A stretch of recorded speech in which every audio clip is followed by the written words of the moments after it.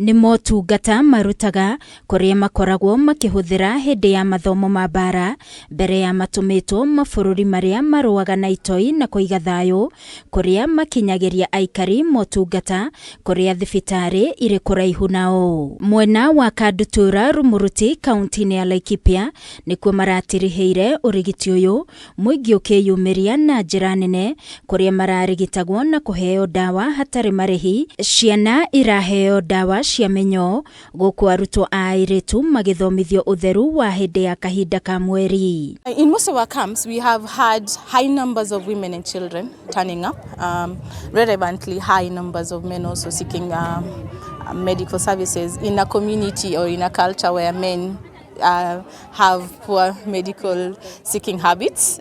We've been able to see quite a good number of men turning up. Even the young men are also turning up. Kuringana na afithorio ratongoretie mihang'o ino kuma BATUK Robert Matthews maraheanire utungata wa urigiti thiini wa kambi ithatu mwena wa Samburu na ITHATU kaunti-ini ya Laikipia kuria mirimu iria mararigitaga ni ya kuhihia, thina wa maitho na oho marathima mirimu ngurani ya cancer. Last time I came to Kenya, we came and delivered something like this, but it was British military led, and that was in 2012. The difference now is that we're working with the local health authorities from Laikipia and from Samburu, and also with the Kenyan Defence Force medics, which is very different to my previous experiences. The society has received us very well.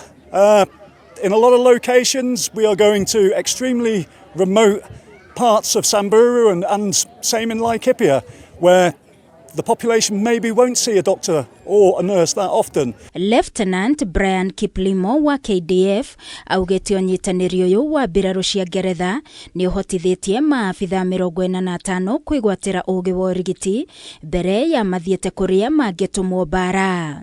Ni motungata marakenereirwo ni muingi wa kaunti ici cieri na njira nene. In Laikipia County we've been to 6 places, that is in Laikipia West and Laikipia East. In Samburu we've been able to visit Samburu West. We've seen about 3,000 patients from the 9 locations.